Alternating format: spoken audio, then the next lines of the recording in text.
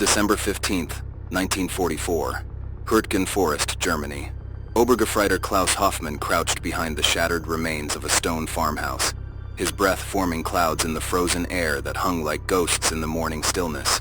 For 3 weeks, his unit had been locked in brutal combat with American forces pushing relentlessly through the dense forest. The fighting had been savage, unrelenting, a grinding meat grinder that consumed men and materiel with equal appetite and no mercy. Snow had fallen intermittently throughout the previous week, covering the debris of war with a temporary blanket of white that was quickly churned into gray slush by boots, tracks, and the constant movement of armies locked in mortal combat. The forest itself had been transformed from its pre-war beauty into a nightmare landscape. Trees that had stood for decades were now splintered stumps or skeletal frames stripped of bark and branches by artillery fire. The ground was cratered and churned, frozen mud mixed with snow creating a treacherous surface that made every movement exhausting. The smell of cordite mixed with pine created an acrid combination that burned the nostrils and throat. This was the Hürtgen Forest in December of 1944, and it had become a hell on earth for both sides. But today, something unusual caught Hoffmann's attention through the gray morning mist that rolled through the valley like a living thing. Across a narrow valley, partially obscured by the skeletal remains of trees stripped bare by weeks of artillery bombardment, an American medical station had been established overnight with remarkable speed and efficiency. Canvas tents marked with prominent red crosses visible even at this distance, clustered around what appeared to be a captured German aid post that the Americans had simply appropriated and expanded. Hoffmann watched with professional curiosity as American medics moved between the structures with efficient purpose, their movements suggesting routine rather than emergency, organization rather than chaos. What struck him immediately was the sheer volume of activity and the obvious permanence of the installation. This was not a hasty field dressing station thrown together in a shell hole to handle immediate casualties before moving on. This was something else entirely, something that spoke to careful planning, abundant resources, and a level of organizational commitment that seemed almost wasteful given their proximity to active combat operations. The tents were properly erected with guy lines and stakes, not the hurried assemblies that characterized German field medicine at this stage of the war. There were multiple structures, each apparently dedicated to different functions, and the entire complex was surrounded by what appeared to be organizational infrastructure, including supply dumps and vehicle parking areas. Beside him, Gefreiter Ernst Weber shifted his position carefully against the frozen stone wall, wincing visibly as the movement aggravated the infection in his jaw. The young soldier had been complaining about tooth pain for over a month now, but their unit's medical officer could do nothing beyond offering aspirin when available, which was increasingly rare as supply lines deteriorated. Dental care was a luxury reserved for rear echelon troops stationed in comfortable garrison towns, possibly officers whose health was deemed strategically important. The idea that a combat soldier, particularly an enlisted man of no special rank or importance, might receive actual dental treatment during active operations was almost laughable to anyone who understood how armies functioned under the constraints of war. Men fought with abscessed teeth, with infections spreading slowly but inexorably into their jaws and bloodstreams, because there was simply no alternative available within the German military system as it currently operated. Pain was expected, even anticipated as part of the soldier's experience. Suffering was the cost of service, the price paid for defending the fatherland. Endurance in the face of discomfort was considered a martial virtue, proof of dedication and strength of character. Complaints about such matters were viewed as weakness, a failure of will that marked a soldier as unreliable. Weber had stopped mentioning his tooth pain to anyone except Hoffmann, knowing that such complaints would earn him nothing except contempt from his fellows. Through his binoculars, Hoffmann observed an American convoy approaching the medical station along a muddy track that showed signs of recent grading and maintenance work. Half-tracks and jeeps pulled up to the perimeter in organized fashion, disgorging what appeared to be walking wounded and soldiers on routine rotation from frontline positions. He expected to see officers emerging from the vehicles, perhaps field-grade commanders coming in for medical consultations or treatment befitting their rank and importance to military operations. Instead, he watched ordinary riflemen, privates identifiable by their rank insignia even at this distance, filing into one of the larger tents with a casualness that suggested familiarity with the process and routine rather than emergency. Weber noticed his commander's focused attention and asked what he was observing with such intensity that everything else seemed forgotten. Hoffman passed him the binoculars without explanation, curious to see if the younger soldier would notice the same peculiarities that had caught his own attention. Weber studied the American position for several minutes, tracking the movement of personnel and vehicles, watching the patterns of activity that characterized the medical station. He lowered the glasses with a puzzled expression that suggested confusion rather than understanding. He remarked that it appeared to be some sort of rest facility, perhaps a delousing station or bathhouse for troops rotating out of the line for brief respite. Such amenities existed in the German army, though they were rare and typically positioned many kilometers behind the lines, far from any possibility of enemy contact or artillery fire. Hoffman retrieved the binoculars and continued his surveillance with the methodical patience that had kept him alive through 3 years of war. Over the next hour, he watched a pattern emerge that challenged his understanding of military medical priorities and resource allocation. American soldiers entered the tents and emerged 30 or 40 minutes later, often appearing relaxed, sometimes even smiling and joking with their comrades, as though they had just visited a civilian doctor's office rather than a military medical facility in a combat zone. This was not the hurried triage of a battlefield aid station where men were rapidly assessed for life-threatening conditions and treated with whatever supplies remained available. There was no urgency, no desperation, no sense of overwhelming casualties straining limited resources and exhausted personnel. Men were not being patched up with minimal care and sent immediately back to the line to fill gaps in defensive positions. They were receiving what appeared to be deliberate, thorough medical attention that consumed significant time and resources. A particular incident crystallized his confusion and forced him to question his fundamental assumptions about how militaries operated under wartime constraints. He observed a young American private, perhaps 19 or 20 years old judging by his build and bearing, entering one of the tents while holding his jaw in obvious discomfort. The soldier's uniform indicated he was an ordinary infantryman, certainly not an officer or specialist whose skills might justify preferential treatment. Hoffman assumed the man would receive some basic pain medication, perhaps some temporary packing if the problem was severe enough to warrant attention, and be sent away to endure his discomfort until circumstances permitted proper treatment at some indefinite future time. Yet the private disappeared into the tent and remained there for nearly an hour. Hoffman tracked the time carefully on his wristwatch, growing increasingly puzzled as minutes accumulated without the soldier reappearing.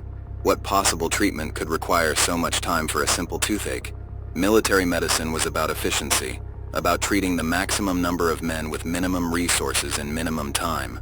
An hour spent on one soldier's dental problem was an hour not spent treating combat wounds or preparing for the next wave of casualties.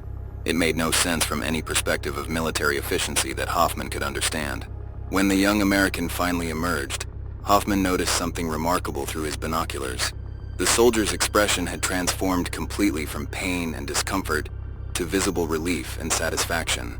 He was speaking animatedly with another private who had apparently been waiting for him, gesturing toward his mouth with enthusiasm, and at one point he smiled broadly in a way that seemed unforced and genuine. Hoffman adjusted his focus carefully, studying the man's face with intense concentration. There was no swelling, no obvious sign of the dental distress that had been evident an hour earlier. The private appeared to have received actual dental treatment, professional care of the sort one might expect in a civilian practice in peacetime, at a forward medical station within artillery range of the front lines, during active combat operations. Weber asked what had captured his commander's attention so thoroughly. What could possibly be so interesting about soldiers walking in and out of medical tents? Hoffman lowered the binoculars slowly, processing what he had witnessed and trying to reconcile it with everything he understood about military operations and resource allocation. He explained carefully that he believed he had just observed an American private receiving comprehensive dental care at a field medical station positioned within easy range of German artillery. Weber's immediate response was skepticism, bordering on disbelief. That was impossible, he insisted. Dental work required specialized equipment that was delicate and difficult to transport, trained dentists who were too valuable to risk in forward positions, sterilization facilities that demanded clean water and stable conditions, proper lighting that consumed precious electricity, and substantial time that could not be spared during active operations. Such resources were not wasted on enlisted men in combat zones. Weber continued with the certainty of a man stating obvious truths. Perhaps the American had simply received morphine for his pain, Or maybe the swelling had subsided naturally through no treatment at all. Or possibly Hoffman had misinterpreted what he had actually observed through the limitations of binocular observation. There had to be some rational explanation that fit within normal military practices. But Hoffman had observed too much, with too much attention to detail, to dismiss the evidence so easily.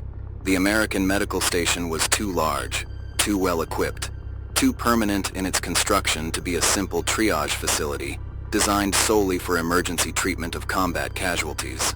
The soldiers moving through it displayed none of the urgency associated with emergency treatment, or the resignation of men enduring inadequate care because nothing better was available.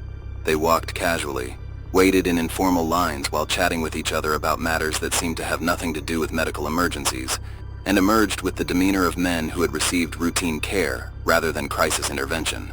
Everything about the facility suggested systematic organization and abundant resources, rather than the improvisation and scarcity that characterized German medical services at this stage of the war.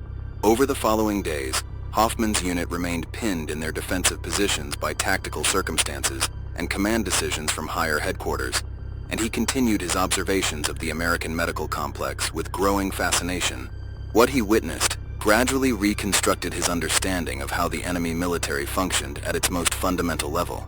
The medical station operated with the regularity and precision of a civilian hospital, rather than a military field installation operating under combat conditions.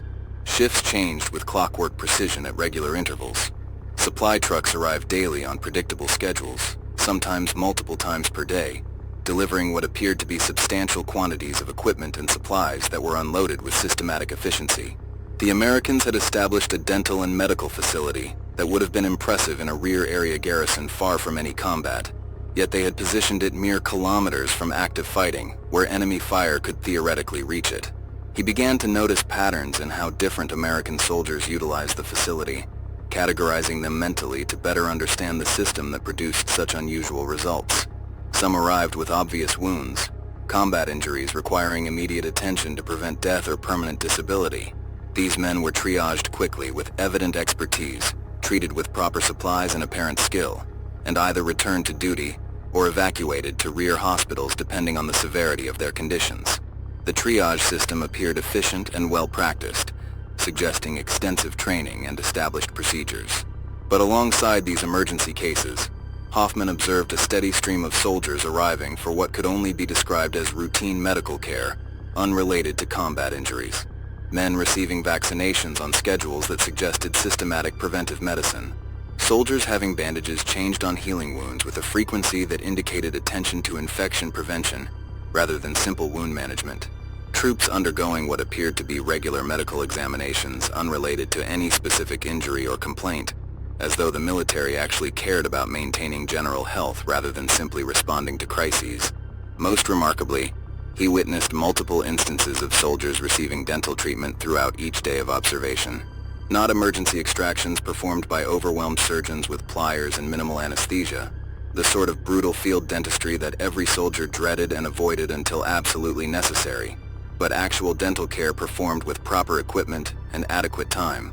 He observed Americans sitting in what appeared to be proper dental chairs visible through tent openings when flaps were opened for ventilation, receiving treatment that sometimes lasted over an hour per patient.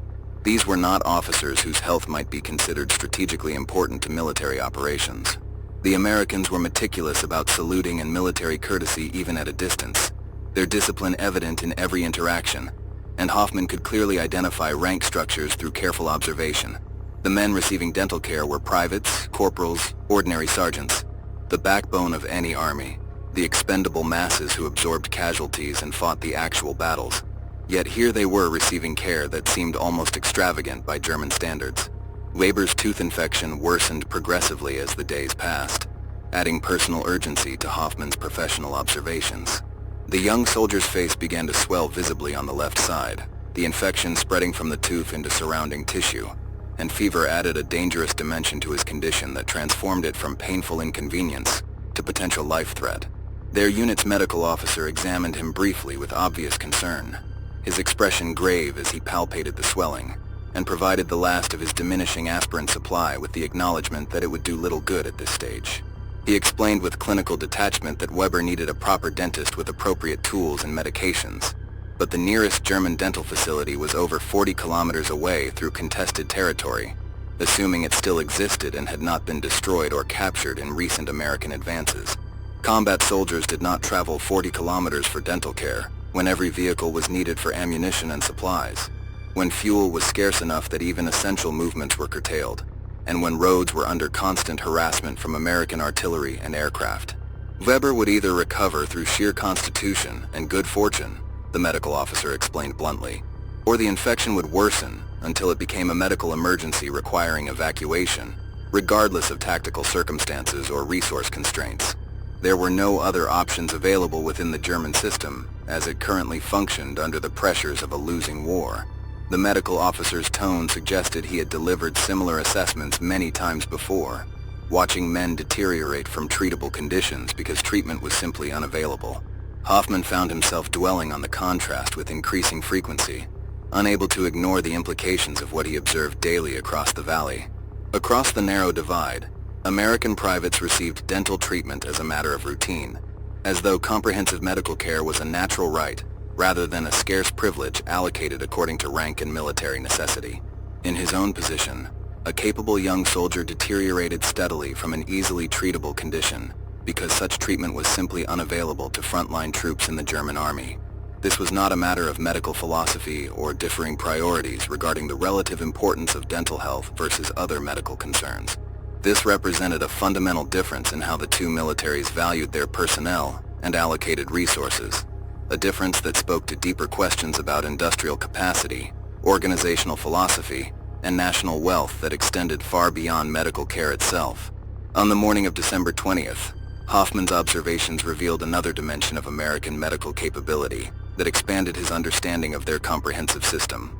A fleet of ambulances arrived at the medical station in organized convoy formation, and he watched as wounded soldiers were carefully loaded for transport to rear facilities. What struck him was not the evacuation itself, which was standard practice in any competent army regardless of nationality, but the scale and organization of the operation. Each ambulance appeared well-maintained, recently serviced based on their clean appearance and smooth operation, properly heated if the lack of frost on the windows was any indication of interior temperature, and staffed by dedicated medical personnel wearing clean uniforms and displaying professional competence in their handling of patients. The wounded were handled with obvious care that went beyond simple efficiency, loaded on proper stretchers with what appeared to be clean blankets rather than dirty canvas, and adequate medical supplies for the journey visible in the organized storage compartments. No one was roughly thrown into the back of a vehicle. No wounded man was left lying on bare metal or dirty straw. The entire operation proceeded with a smoothness that suggested extensive practice, established procedures, and adequate resources to implement those procedures without compromise or improvisation. He thought of German casualty evacuation, which by this point in the war had become a desperate improvisation dictated by scarcity, rather than planning or medical best practices. Wounded men were transported in whatever vehicles could be spared from other essential duties, often supply trucks returning empty from the front, or even combat vehicles that could not really be spared for medical purposes, but had to suffice because nothing else was available. Ambulances existed in theory, featured in training manuals and official documents, but were rare in practice and frequently in disrepair due to lack of spare parts and trained mechanics. Fuel shortages meant evacuation was sometimes delayed for days, while wounded men suffered in makeshift collection points with minimal care, their conditions deteriorating while they waited for transportation that might never arrive. Medical supplies were so scarce that bandages were routinely reused after cursory washing in cold water. Medications were hoarded for only the most critical cases, and morphine was so rare that many wounded men endured agonies that could have been easily ameliorated with drugs that simply were not available. A German reconnaissance patrol returned that evening with intelligence that added broader context to Hoffman's specific observations. They reported that the American medical station was not an isolated facility or temporary aberration, but one of many such installations established throughout the combat zone in a coordinated network. The Americans had created a comprehensive system of medical care extending from frontline aid stations through field hospitals to fully equipped rear area medical centers, each level of care specialized for different types and severities of treatment. The system operated with the efficiency of a civilian hospital network, transplanted into a military context, with patients being moved smoothly through different levels of care based on the severity and type of their conditions, following established protocols that ensured appropriate treatment while conserving specialized resources for cases that genuinely required them. More remarkably, the reconnaissance team had captured an American medical manual during a brief raid on an isolated supply depot. Hoffman studied the document that night by flickering candlelight in his command post, his limited English adequate to grasp the essential content even if some technical terminology escaped precise translation. The manual detailed standardized procedures for everything from battlefield triage to dental hygiene, creating a comprehensive framework for medical care across all situations and circumstances. There were specific protocols for treating different types of wounds with detailed instructions, guidelines for medication dosage carefully adjusted for different conditions and patient sizes, and comprehensive instructions for preventive care designed to maintain soldier health rather than merely responding to crises after they developed. An entire section focused specifically on maintaining soldier health through regular medical examinations conducted on established schedules, vaccinations administered according to carefully planned timelines, and yes, routine dental care including both treatment of existing problems and preventive maintenance to avoid future issues. The document revealed something Hoffman found almost incomprehensible, given his experience with military systems operating under wartime constraints. The American military provided dental treatment not as a privilege reserved for those of sufficient rank or demonstrated value, but as a standard element of maintaining combat effectiveness across the entire force, regardless of individual rank or position. The reasoning was straightforward and ruthlessly practical, laid out in clear administrative language devoid of sentiment. A soldier with a tooth infection was a soldier operating at reduced effectiveness in measurable ways. He experienced pain that degraded his concentration and performance in combat situations. He risked developing serious complications that might remove him from combat entirely, requiring evacuation and extended recovery time that represented a complete loss of that soldier's contribution. Therefore, preventing dental problems through routine care and treating them promptly when they occurred despite preventive measures was not an indulgence or luxury, but a military necessity that contributed directly to sustained combat effectiveness. The investment in dental care returned measurable dividends in the form of soldiers who remained combat effective, rather than degrading slowly from treatable conditions. This philosophy extended beyond dental care to encompass all aspects of soldier health in a comprehensive system of preventive and responsive medicine.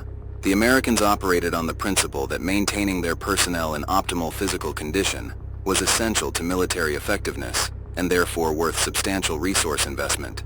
They invested heavily in preventive medicine designed to stop problems before they started, routine care that caught developing issues early when they were easily treatable, and comprehensive treatment that addressed problems thoroughly rather than applying minimal intervention. The calculation was that such investment returned dividends in combat capability that more than justified the costs and resources, personnel, and time. A healthy soldier fought better, endured combat stress longer, recovered faster when wounded, and required less emergency intervention that consumed disproportionate resources. Hoffman understood in that moment, sitting alone in his frozen command post reading by candlelight, that he was observing not merely superior logistics or greater material abundance, though both were clearly present in overwhelming degree, but a fundamentally different conception of warfare itself.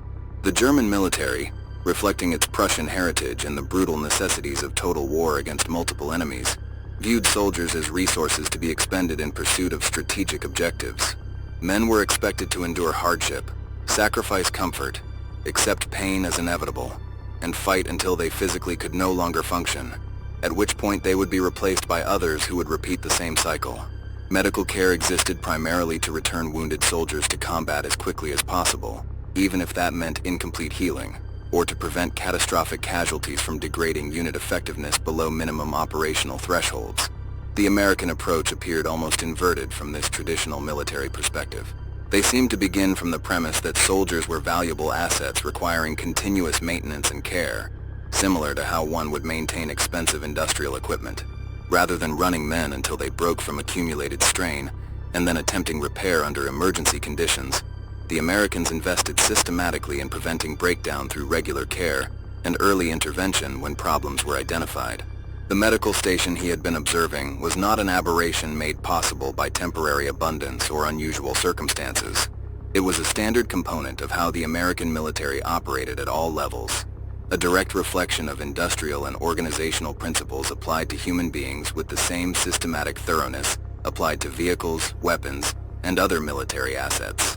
Weber's condition reached crisis point on December 22nd, when the infection had spread so extensively that death from sepsis seemed likely within days without intervention. The infection had spread visibly into his jaw and neck, the swelling grotesque and alarming, and the young soldier had developed a dangerous fever that left him delirious at times and barely functional even when lucid. Their medical officer examined him one final time and grimly informed Hoffman that Weber needed immediate evacuation to a rear hospital with proper surgical facilities and antibiotics, or he would almost certainly die from sepsis within days as the infection spread into his bloodstream and vital organs. The problem was that evacuation was nearly impossible given current tactical circumstances and the resource constraints that governed all German military operations at this stage of the war. German supply lines were under constant harassment from American artillery that had excellent intelligence about movement patterns. Fuel was critically short with reserves completely exhausted, and every vehicle was needed for essential operations that could not be postponed without immediate tactical consequences. Moving one sick soldier 40 or 50 kilometers through contested territory was a luxury they simply could not afford, when ammunition and food took absolute priority over all other considerations. Hoffman made a decision that night that would have been unthinkable just weeks earlier, before his observations had fundamentally altered his understanding of the military situation. He approached his company commander in the officer's dugout and proposed something extraordinary that bordered on treasonous, under strict interpretation of military law and duty. Their position was clearly untenable from any objective analysis of the tactical situation. American forces were gradually but inexorably encircling their sector from multiple directions. Supplies were completely exhausted with no prospect of resupply. Ammunition was depleted to the point where sustained combat was impossible, and casualties had reduced the unit to barely half strength with no replacements available or expected. Continued resistance served no strategic purpose whatsoever, beyond delaying the inevitable American advance for perhaps a few more days at the cost of every remaining German life in the sector. Hoffman proposed negotiating a local surrender under specific terms, with Weber's immediate medical treatment as one of the explicit conditions, arguing that preserving the lives of their remaining men served Germany better than futile sacrifice that would accomplish nothing except adding more names to casualty lists. The company commander listened with the weary pragmatism of a man who had seen too much death for ideology to cloud his judgment. He was an experienced officer who understood the military situation with clear eyes, unclouded by propaganda or false hope. The war was lost, though saying so aloud remained extremely dangerous and could result in summary execution if overheard by political officers or fanatical party members. Their particular tactical position served no strategic purpose except to add a few more names to casualty lists that had already grown beyond comprehension or any meaning beyond pure numbers. If they could arrange a surrender that preserved their men's lives and maintained some measure of military dignity, that seemed infinitely preferable to dying for no purpose in a war whose outcome had already been decided by factors far beyond their control or influence. Negotiations were conducted through intermediaries over the following day, using a captured American soldier as translator and white flags to signal peaceful intent and desire for communication. The Americans proved surprisingly receptive to the proposal, perhaps because accepting the organized surrender of an intact German unit was militarily preferable to fighting for every meter of frozen forest at the cost of American casualties that could be avoided through negotiation. Terms were agreed upon with businesslike efficiency that suggested both sides understood the reality of the situation. The Germans would surrender their weapons and position in organized fashion. They would be treated as prisoners of war under the Geneva Conventions, with all appropriate protections and rights. And German wounded, including Weber specifically named in the agreement, would receive immediate medical care at the American Field Hospital without prejudice or delay. On December 24th, Christmas Eve, a date rich with irony not lost on anyone present, Hoffman's unit marched into American captivity in organized formation, maintaining military discipline to the end. They were disarmed efficiently but without unnecessary humiliation, processed with bureaucratic thoroughness that suggested extensive experience with such procedures, and provided with hot food that represented more calories than many of the men had consumed in weeks of short rations and interrupted supply. Weber was immediately taken to the medical station on a stretcher, his condition having deteriorated to the point where he could no longer walk unassisted, accompanied by Hoffman at his own specific request. The Americans seemed puzzled by this unusual request, but agreed after consulting briefly among themselves, perhaps recognizing the bond between the two men, or simply following procedures that accommodated reasonable requests from cooperative prisoners. What Hoffman witnessed over the next 2 hours permanently altered his understanding of military organization and national capability in ways that would shape his thinking for the remainder of his life. Weber was examined by an American dentist, a captain who appeared to be approximately 30 years old and who approached his patient with professional competence that completely transcended national boundaries and political circumstances. The dental facility, housed in a heated tent with proper lighting powered by generators and sterilization equipment that would not have been out of place in a modern civilian practice, was objectively better equipped than many civilian dental practices Hoffman had visited in major German cities during the pre-war years. The contrast with German field medical facilities, which were typically little more than blood-soaked tables and dugouts or abandoned buildings, was so stark as to seem almost unreal. The dentist explained through a professional interpreter that Weber's infection was serious but entirely treatable with appropriate intervention and medications. Nothing that justified the severity of his current condition had proper care been available earlier in the infection's development. The abscessed tooth needed extraction to remove the source of infection, and the infection itself required antibiotics and careful monitoring to ensure it did not spread further or develop complications. He spoke matter-of-factly about the procedure in professional terms, displaying none of the detachment or indifference Hoffman might reasonably have expected when treating an enemy soldier. This was simply a patient requiring care, and the dentist's professional obligation was to provide that care competently, regardless of the patient's nationality, military affiliation, or current status as prisoner of war. Professional standards transcended political circumstances and national allegiances. The extraction was performed with proper anesthesia that eliminated most pain, adequate lighting that allowed surgical precision, and appropriate instruments designed specifically for dental surgery rather than improvised tools adapted from other purposes. Weber experienced significant pain as the badly infected tooth was carefully removed, the infection having complicated the procedure and made the tooth difficult to extract cleanly, but nothing remotely comparable to what he would have endured from an emergency field extraction performed with inadequate supplies, no anesthesia, and minimal skill. The dentist cleaned the wound thoroughly and methodically, irrigating it repeatedly with sterile solution to remove all infected material and debris, provided antibiotics in quantities that seemed almost wasteful by German standards of extreme scarcity, and issued detailed written instructions for follow-up care that assumed such care would actually be available. The entire procedure consumed perhaps 90 minutes of focused professional attention, time that would have seemed impossible to spare in a German medical facility operating under combat conditions. And when it was complete, Weber's immediate suffering had been dramatically reduced, even though full recovery would require additional time and continued treatment. If you found this story compelling, please like this video and subscribe to our channel for more untold perspectives from history. Share in the comments what aspect of this story surprised you most about the differences between American and German military culture during World War II.